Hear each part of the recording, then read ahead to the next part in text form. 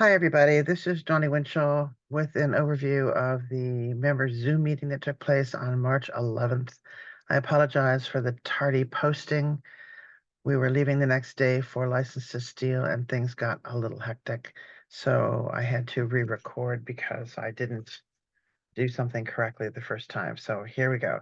This was the regional meeting for all industry members on March 11th that took place 2024, 10 a.m. Monday morning.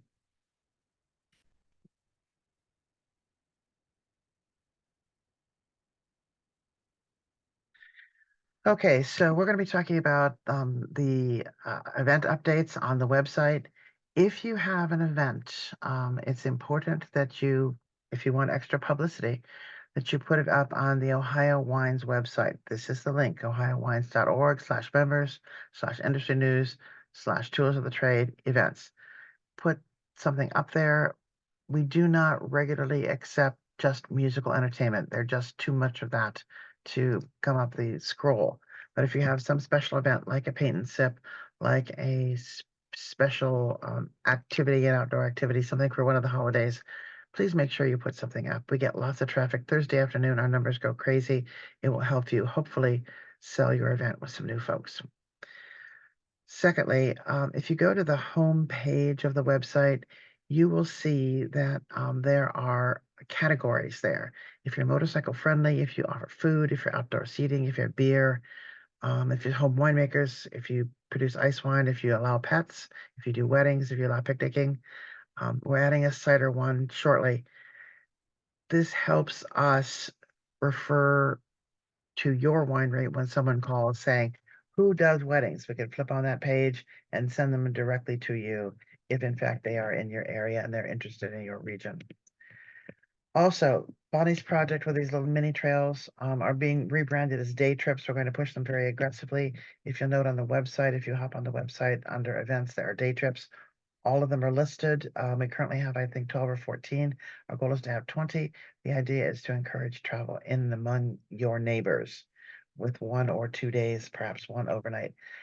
The large trails work really well up in the Grand River Valley and in the Coniac Creek area because the wineries are very close together, not so much with the rest of the state. Even though there are clusters of you, some of you on the large trails may be 2 hours apart. So we try and get people within a half an hour of one another and create these little mini events. I'll talk about them in a couple minutes. For those of you relatively new to the industry, and even those that have been around for a while, the board adopted a policy last year of reimbursing you partially for the wines that you pour on all of the festivals, including Vintage Ohio. The festivals originally were designed to let people know we exist. Most of the larger wineries are already well known. This event has morphed into an opportunity for smaller wineries to get the word out about their wines and the fact that they're a wonderful place to visit. Your board established in their December retreat the goal for the association to create some discounts so that a good portion of your dues will be recouped via taking advantage of some member discounts. We'll talk about that in a minute. We're talking a little bit about food service. Some of you don't understand the new regulations that if you're a small winery do not require food service license. We are beginning to launch some relationship development with cideries around the state. There are a number of them, and we'll talk about that in a little bit. We'll talk about Wine America. And then very important piece, we are going to start in April and May and June setting up legislative visits. This is an important time. The primaries will be over. We'll know who the candidates are. We need to get to know those folks who are in office now and those who have the potential to be in office before we need them. And then a bunch of loose ends. So events, please post your events. Here again is the location where you post them. We really need to have those both to feed to the general public, but also for our purposes when someone calls in the office and says who offers what. This gives us the opportunity to direct them to you and your website and your activities. Also, signups are open for Vintage Ohio South, Put-in-Bay, Vintage Ohio, and the Vino Festival in the fall. These are the 4 major events we do besides the one that we just completed, Winter Wine Affair in Youngstown. So we have 5 of them now going around the state. Hopefully that will satisfy the opportunity for all of you to get to an event collaborate with one another, drive some traffic to your winery after the events are over. In that light, again, depending on the budgets, each festival has a little bit of a different twist depending on how many people come and how expensive it is for us to rent the facility, get the security forces there, buy the food, etc. So we are reimbursing wineries most of the cost of production of the wines that they pour. This is not designed to give you retail or wholesale price, but to give you an opportunity to pour wines that you otherwise might not sell in your cellar. In other words, if you're in short supply, we don't recommend you bring them to the festivals because you can get full price at home. But these are wines that you want to sell that you have quantities of, and you know that 88% of our budget is events. So if we are going to continue to be able to serve your members, protect your futures against all of this World Health Organization and taxes that we think are coming up, all of the new restrictions, the fact that the World Health Organization wants to reduce wine consumption between 20 and 40%, in part by creating more bureaucratic restrictions, we need to be powerful and financially secure enough to be able to do that. But we also recognize that it's very difficult for the littler wineries, smaller wineries, to pour everything for free. So use your events to pour wines you would not otherwise sell in your tasting room. They will generate awareness and sales for the and it's much less. Think about how much it costs you to run an ad, even in the local paper, even in collaboration with the Ohio Grape Industries program. When you spend $300 to $500 on an ad, how much wine do you have to sell to recoup that? In this case, you're pouring wine and hopefully getting some of that back on the field, but more importantly, driving traffic back to your winery. I say this all the time, but I'll repeat it one more time. If you can find 4 full-time customers who come back to visit you through about 10 years, who come 3 or 4 or 5 times a year, buy a couple cases of wine a year, your wine average bottle price is between $15 and $18. Those 4 people can be worth $38,000. So regard the festival as an opportunity to gather $38,000 rather than just to sell some wine on that day. We have expanded this mini trail or day trip concept that we developed a couple of years ago. The idea is these large trails do not generally work. So we're looking for females between the ages of 25 and 65 who may or may not know much about wine. We're looking for something fun to do.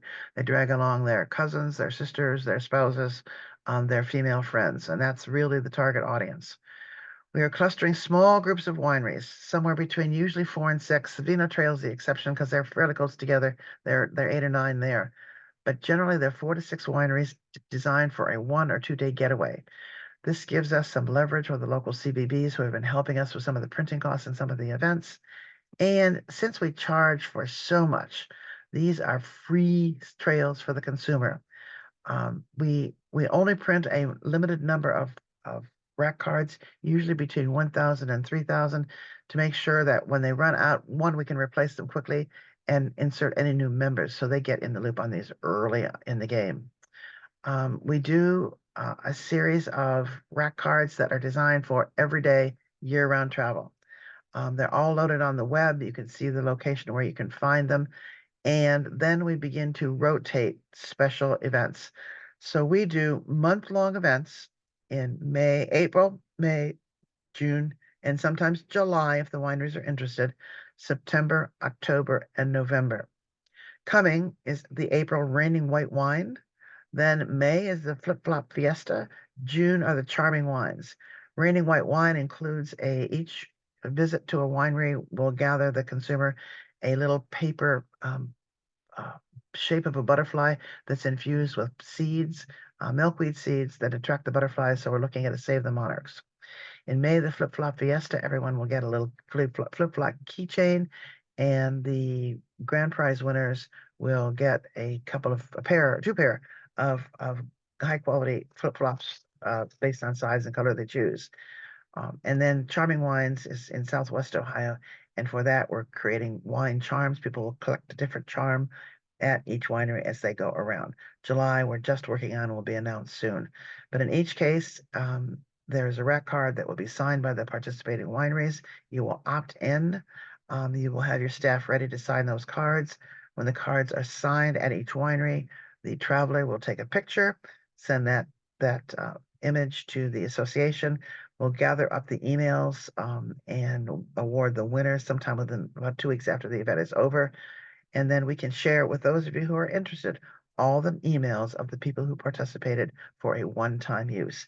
Important and fun things for the consumer, and hopefully to drive some new faces and generate some critical mass in each area. The other thing I shared with you at the very beginning, the board directed our office to look for some discounts.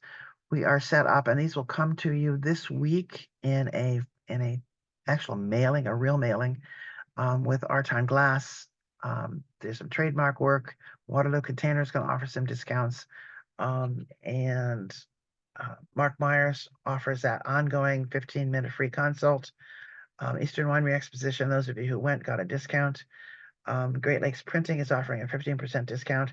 And I'm just about ready to finalize the label aid, wine barrels, some equipment for cellars, a vine supplier, UPS shipping, and several others that are in the works. Those will all be coming out via electronically as well as in the regular mail, as only about half of you open my emails.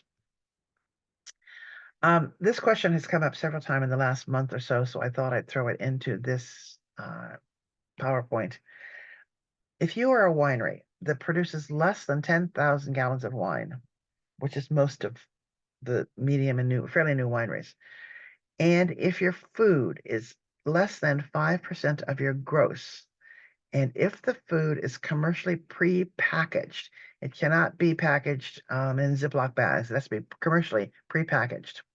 And if you post on the wall a note that your food is not subject to health department inspections, and if you send a letter to the Ohio Department of Agriculture that you're taking advantage of this exemption, you do not need a food service license.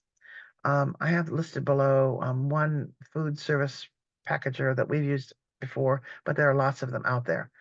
I will share with you if your health inspector comes to see you and complains about your food service and what you're serving, please do not get into a spitting match with them. Have them call us. If you need a copy of House Bill 160, I will send it to you and I will gladly chat with them. This is one of the benefits the association helped to create. When House Bill 160 went through, it allows our members to continue to serve some food, which is important, without having the onerous requirements sometimes that a food service license entails. We're looking to broaden the base of our membership in a lot of ways. In Ohio, cider is wine. And so we think we can build our membership, have additional folks interested in the future of the industry in general, and we can help the wineries who are not only just cider producers, but help wineries who produce cider as a complement to what they're doing. So we've invited about 30 or so cider producers whose primary offering is cider. They will become an affiliate member of the association for a first year, one-time $100 membership to get them to realize the advantages of membership and the support we can offer. Following the first year, any cider producer, primary cider producer, who chooses to continue membership would have to join under the regular dues schedule. In exchange, we are going to create, promote a simple rack card to encourage cider revisitation. So those guys that join, and I think I have 4 of them so far, will be include all current OWPA members who have a cider project. So we're going to be soliciting you to find out who is also serving cider. And then during that first year, each primary cider producer will be eligible to participate in our events. They'll be required to pay all the festival's fees just like everybody else. But it will give them an opportunity to showcase their ciders. Frankly, for us, it will help us because we will no longer have to monkey around with the beer at a place like Vintage, Ohio, where the beer can't cross into the wine and the wine can't cross into the beer and the consumer is disappointed. And an additional expense with the licensure and the manning of all those beer booths just was a pain in the neck. And for the smaller events like Vintage South and Vintage and Vino Festival and the Putin Bay Festival, we'll be able to serve cider as an opportunity for those to attend who prefer primarily to drink beer. Okay, Wine America. Wine America has been very active in this entire anti-alcohol movement. They connected us with TTB so that we attended a listening session last week on ingredient and allergen and nutrition labeling. It is coming. Very, very interesting discussions. This last week at License to Steal, there was a lot of discussion about the WHO and the declining wine consumption and the negativity that we're seeing out there. So Wine America sent to us in preparation for our License to Steal session a series of articles. They are collecting articles out there that appear in all kinds of press about wine. Between January 1st and February 29th, there were 65 major articles in national, mainstream, and international press talking about the dangers of alcohol, and only 6 on why wine is a complement to a lifestyle that's comfortable. So please be aware, under no circumstances, because you have a license by law, you are not allowed to promote health benefits, and you have to make sure that you're in compliance. So I'm going to encourage all of you first to go to the Wine America website, wineamerica.org, and view their compliance dropdown. It talks about what you're allowed to do and what you cannot do to protect your license. Then I'm going to encourage you to go to their Magic of Wine dropdown and gather up all of the things that you are that you can collect, that you can use in your marketing and your publicity, posting on your wall, using as a sign off from your in your emails. We need to start making sure the world understands that wine can be a positive complement to a wonderful lifestyle. Wine America is meeting May 8th and 9th in DC. We're going to be working on these and several other issues, including the Farm Bill and USPS shipping. So several of your board members will attend with me. And then we just finished License to Steal. We've finished the one in Syracuse, which was quite successful, and we're headed to St. Louis for another one. It's a great conference. If anybody is interested, there's more information there. Finally, and this is the most important thing we'll be doing for the next several months, we are going to head to Columbus and head to the regional offices of your legislators. We need to get to know them much, much better before we really need them. Things are coming down the pike that are going to be very difficult to fight. So if you have a personal relationship with your legislator, it will be most helpful. There are significant tax increases. Oregon was crazy, the proposals that are out there. California for sure. New York also. There are bottle bills right now in place or very close to being in place in California, New York, New Jersey, Maine, and I heard the other day in Maryland too. And we're all going to have to deal with what's going on with this whole cannabis thing. And finally, the Coniac Creek AVA is getting closer. At License to Steal, Karen Thornton was there. She gave a great shout out to Andy Kirk for all the work he did on that. The pieces and parts are in place, and hopefully it'll be official sometime before the end of this year. Finally, I need some help. We need winemakers' pictures and a little bit of a story for our Winemaker Wednesday series. Again, the consumers need to get to know us as people. The legislators read our stuff. The legislative staffers read our stuff. The more they get to know us as human folks, not just purveyors of an alcoholic beverage that gives people cancer, the more important it will be and the easier it will be for us to work with them. In addition, I think all of you have heard me say a zillion times, 26% of the Zs are not drinking anything. And those that are drinking alcoholic beverages of some kind often are choosing bourbon or these RTDs, these ready-to-drink cans. We need to work on them. We need on-ramps for them. We need discussion on how we can bring them into the fold. And one of the major things that we have discovered in reading and talking to lots of folks, this Z generation up to the age of about 30, 32 are very cause-oriented. So we have launched a series on the website, and we're going to do a series of promotions about how Ohio wineries are contributing back to their communities. We also need to know if you make cider. We also have some Eclipse activities listed on the website because people are asking. And remember to add your events to our website via the members portal. For those of you that were not at Wine Conference, we have a new board. Eric Cotton was reelected. Anita Davis, Charles Edwards, Lauren Fiala is new to some of you. She is the amazing WSET Diploma 4 wine expert that we have here in Ohio. Joe Glista, Dustin Heineman, Joe Juniper. Tom Radu is new. He is with the North Coast Wine Club and Mark Dubinsky. So please very much join us in the rest of these meetings moving forward. They're always going to be the second Monday of the month at 10 a.m. The next one we'll have scheduled very soon and we'll send out notices. But again, I need winemaker pictures and stories. I need lists of the kinds of things that you do to help your community. I need to know if you make cider and you have Eclipse activities. Let us know. And please add your events to our page. Thanks very much.